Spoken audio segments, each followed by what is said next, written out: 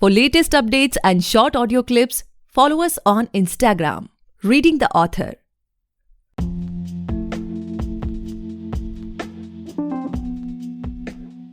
Hey guys, welcome back to the podcast Reading the Author, a unique show where we read authors' mind and not their book. Meanwhile, I truly believe and pray that you and your families are completely safe and healthy as well. Guys, today we have Swapna Sanchita ma'am with us, and she is the author of 6 books. Thank you so much ma'am for coming on our show. We are highly grateful कि आप हमारे show पर आए. Thank you, Gaurav. Ma'am. So, ma'am, like before we get into the podcast and know much more about your book, about your vision and everything, I would request you to please introduce yourself so that our listeners can know much more about you. And please do let us know that how you started this journey of being an author. Okay, so my name is Swapna, and I studied engineering in college and then went on to obtain a degree in management from IIM. But books were always my first love. I'm a voracious reader. I love to read. And I think everybody who reads as much as I do at some point thinks that they are good enough to be a writer. And I used to write poetry as a child, as a teenager, in college. I sometimes used to send it for publishing in a few random magazines here and there. But I think during the lockdowns, I felt that this is something that I could explore further and take it further. So I would say writing is my first love, or rather books are my first love. And writing is a close second. And the lockdowns gave me I was one of the lucky few who had the opportunity to find some time to, explore this facet of my life. And I decided to publish some of my poetry, a couple of books for children. They were loved a lot, and it went on from there. Okay. So we can just conclude that, in the lockdown, not everything bad happened. Something good has also happened as well, right? For those of us who have been lucky, who have been blessed. True. I come from a life of privilege. Maybe that is why I was able to do this. And I'm very thankful about it. But yes, for some of us, the lockdowns were maybe not that horrifying. So, ma'am, like as we know that the books are released and, they're performing really well on Amazon, I just saw. But, ma'am, like there must be a lot of people who have already read them. But there must be some sort of people who will try to explore after listening to this podcast. So, from a new reader's perspective, if we can say, what they can expect from your books, like, can you share some insights?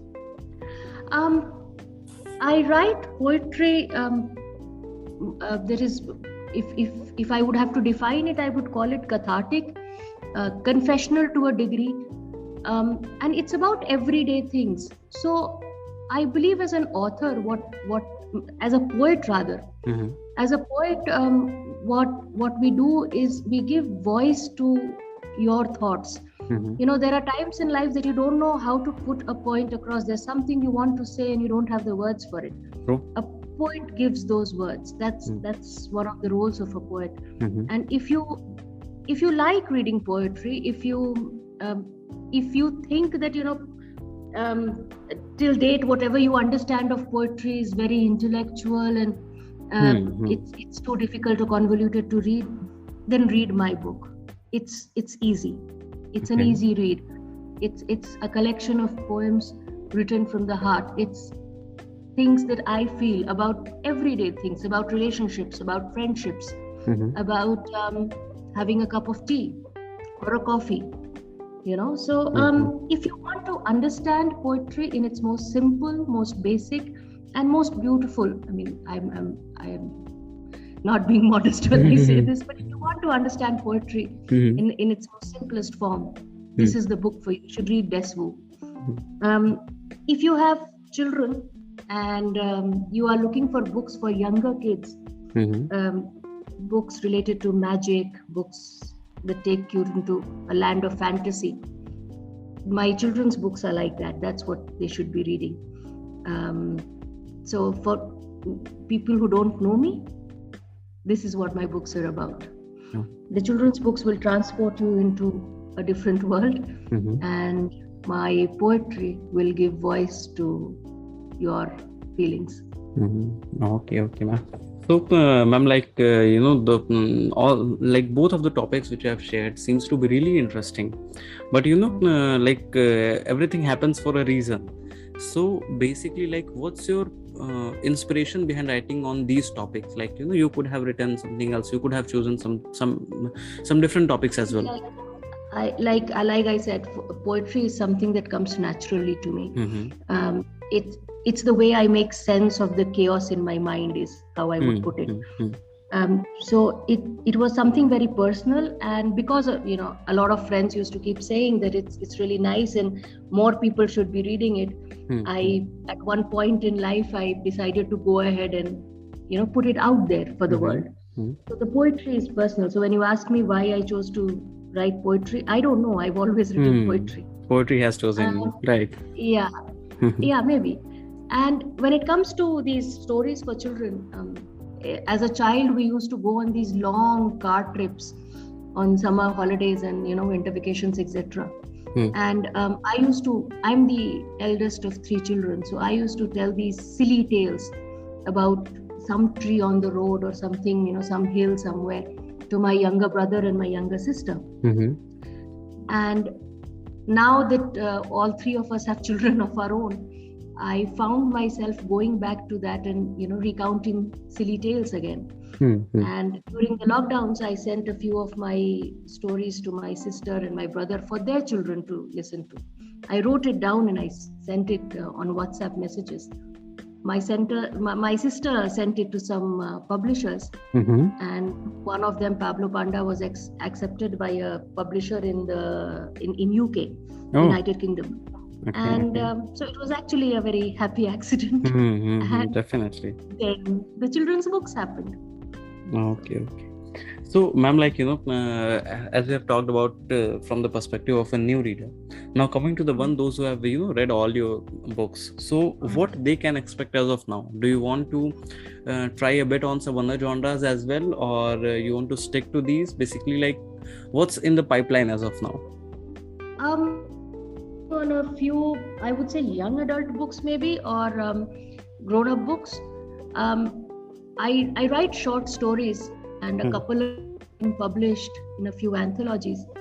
But I think somewhere down the line, maybe a few years into the future, I would be interested in writing a novel, a full-length novel, and let's see if it happens. But that's the plan, somewhere in the future, to leave some kind of work that has a lasting impression, and something that will stay with people, something that will be close to their hearts. That's what I want to do. As of now, ma'am, do you have any particular writing schedule? Like, do you follow such schedules? Okay. No, see, this is still primarily a hobby, I would say, because I am the center director of an institute called Time. So it's one of the leading CAT coaching institutes in the country. I'm the center director of Time in Ranchi. So that is my first job as of now. Writing is something I do for myself. So it's something that happens late in the night at 12 o'clock or, sometime early morning, but there is no schedule as such. Yeah, but I think now that I've published a few books, I think that I maybe need to streamline this better and plan better on this, work on this. Okay, ma'am. So, ma'am, as of now, if we see that, we have talked about your journey, about your books, about your vision and everything.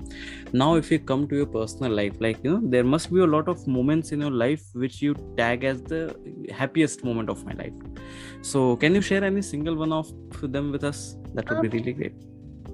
We used to have these questions in management entrance, exams and all. Okay. Happiest moment of our lives. And I have 2 boys, so I should be saying that maybe the birth of those boys is the happiest moment of my life. But to be honest, I don't think I can actually say that. It was pretty.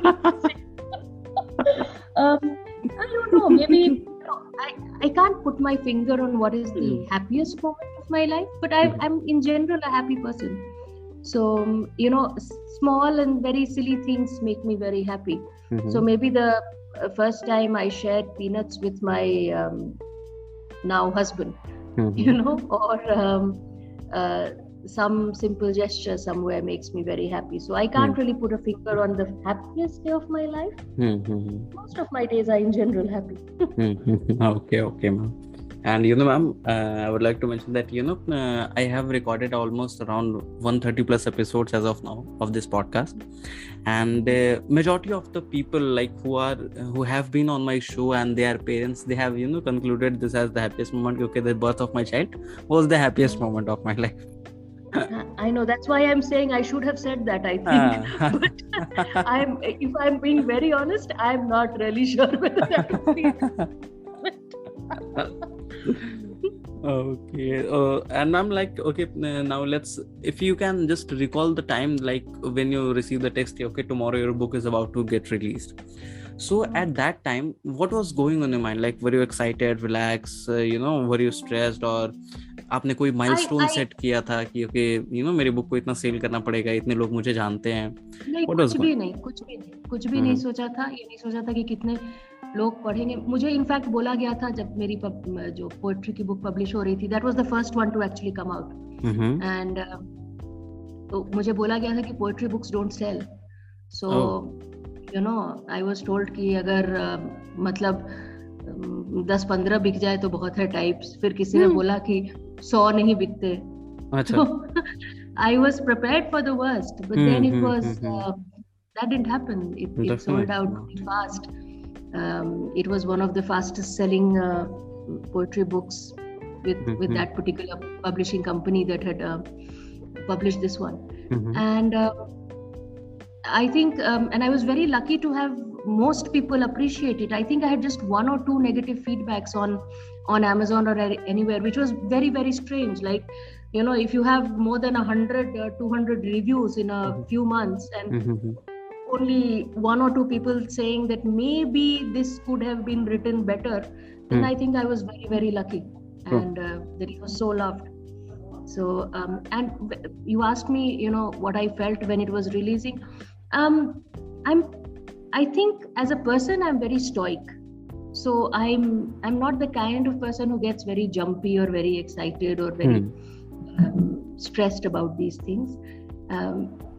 I wanted people to like it. I wanted people to read it, and that was about it. And it was read and it was loved. So I was fine. So as of now, like, what's your current mental state, if you can say, like, as a person, as an author, what are the things which are focusing on? What do you think, Gaurav? How do I sound? Happy, excited? Maybe. No, I'm happy. I mean, I'm mentally perfectly fine. I realize that for a lot of poets, I keep thinking that maybe, थोड़ा tragedy जीवन में चाहिए. Poetry में वजन आएगा उससे, लेकिन I don't feel the need for that. And a lot of times it's how you look at life, right? Whether you think that you need to dwell on the painful moments, or just move ahead. And I believe in moving on. So I'm in a good space, frankly, and I would like to remain in that good space. Definitely. So there was a quote I read the other day. It was written that your writings, your arts reflects how you are as a person. So definitely, I have seen that movie. आपने भी देखी होगी, रणबीर कपूर की Rockstar, and it was earlier released, I guess, 8-10 साल पहले. तो उसमें starting में वो वही ढूंढता रहता है कि मेरे साथ तो कोई ट्रेजेडी भी नहीं हुई है, मैं कैसे बनूंगा. Gaurav, मालूम, it's also about what stage in life you are at. I'm 43 now.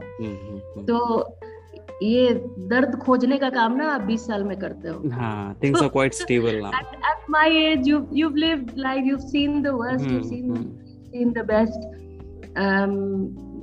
There is a lot more to come. You are well aware of that fact, but there is a lot that has already passed. Definitely. And if you've got to this point and every day you can find something to smile about, then you can't ask for more. so. Okay, so my last question to you of this podcast is like, there must be a lot of people who will start writing after listening to this podcast, or there must be people who have haven't submitted their first draft till now to the author, to the publisher. So what would be your advice for all the upcoming authors? Read. I feel that we live in an age where instant gratification is a big thing, and everybody finds it very easy to immediately jump into the wagon, and people start writing without having done their homework, and because they feel that everybody has a book in them and they want to get their book out. I find that a lot of books that are being published nowadays have a lot of grammatical errors. The choice of words, maybe it could have been better. I'm not saying there isn't a book in you. Yes, there is a book in everyone. There's a book in each one of us. Each one of us has a story to tell. And ideally, yes, we should tell that story. But if you have the best words and the best language to do that, that would be infinitely better. So my advice to anybody who is trying to become a writer, read as much as you can. Don't try to take a shortcut. And there is a lot of time. There is no hurry. Read, hone your craft. It's an art, right? The first time you put your paintbrush to an easel, you don't need it to be so. You can practice. So practice the art of writing. Read as much as you can, and then go out there. There is a space for you. There is a place for you, and you will achieve whatever you want to, hopefully. But don't rush into it. Do your homework. That's my advice. Okay, so that's all for today, guys. I hope you must have enjoyed this lovely and inspiring conversation with Swapna ma'am. And if you do, then do follow our podcast, Reading the Author, available on all the leading podcast platforms. And don't forget to buy and read the book. आप just Amazon पे जाएं, वहाँ पे search करें Swapna Sanchita. You will get all the books of ma'am. Just do buy them, read them, and share with your friends and family as well. Thank you so much, ma'am, for enlightening us with a thought. It was my honor to host you today. Thank you, Gaurav. This was really fun. Thanks. Thank you.